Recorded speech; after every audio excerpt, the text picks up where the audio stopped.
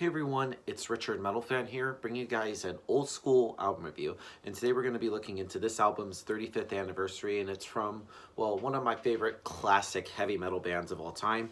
And as you can see above the title, today we're going to be looking into Metalheart by Accept, the band's sixth album released on March 4th, 1985 through Portrait Records.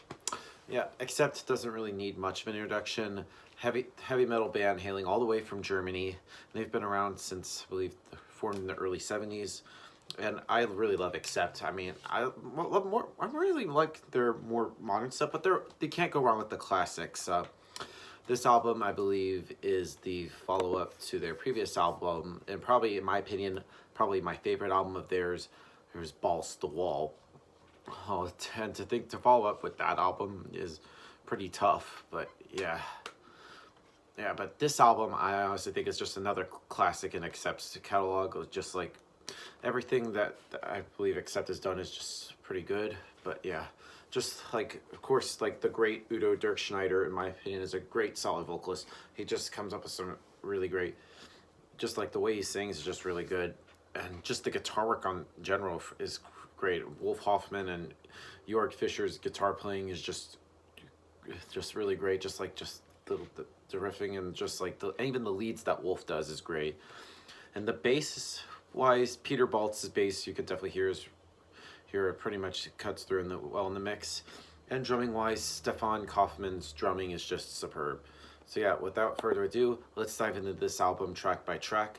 Now it starts off with the title track of the album, Metalheart, which is, the intro kind of just sounds very haunting sounding, and just like with its choir and sort of like eerie lead guitar part ushers in sort of like a hushed and sort of like a near classical feel, bursting into like a crushing verses that lumbers along like a panzer. It's one of my favorites here. It's with its sort of like flashy guitar the little work that was sort of near the end of the song. Great way to start off this album.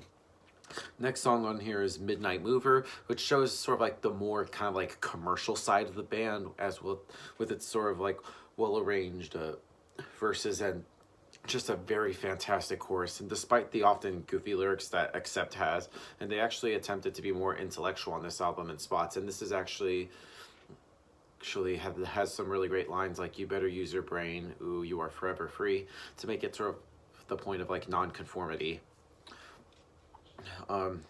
Up to the Limit, which I believe is, in my opinion, probably the anthem of the album lyrically, as it sums up sort of like the feelings of like anger and frustration at the time. It just has a very catchy guitar riff and a drum beat and a driving bass line that really moves this tune along. And it's sort of like Udo's sort of like angry screams of this chorus make me feel like there was somebody out there. Which is, and just the lyrics are just really felt is like, all I can say is out of my way before I get to the top. Great lyrics right there. Wrong is Right, which is sort of like an ode to not running with the herd, and is one of the usual Accept borderline speed metal blaster. There's that only they can do as well as they can do.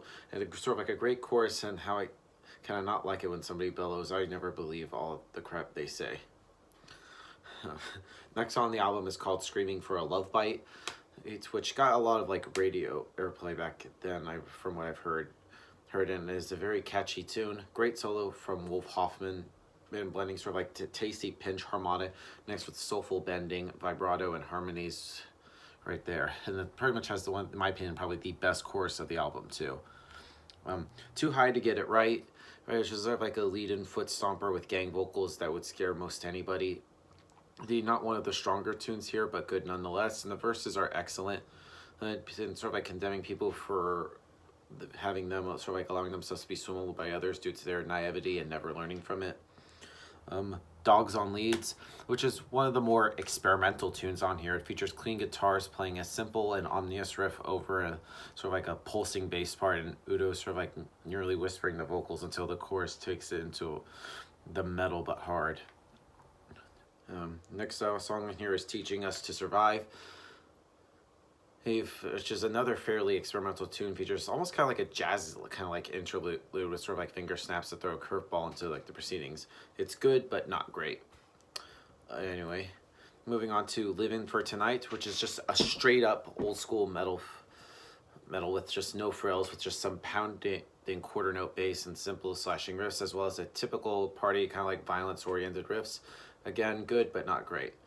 And then the album closes with Bound to Fail, which I believe is, I consider is kind of like a mini kind of like epic, if I ever heard one that builds into sort of like a massive piece with sort of like chanting gang vocals, well, harmony guitars, and just the kitchen sink. It's a fitting ending to a powerful, moving album.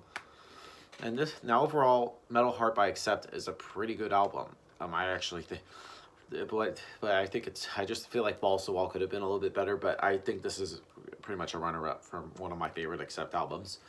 So if I had to give this album a score, I'm probably gonna give this probably a solid 9 out of 10. So yeah, that's my review of Metalheart by Accept, guys. Let me know what you guys think about it, and thank you guys for watching, and as always, keep it metal.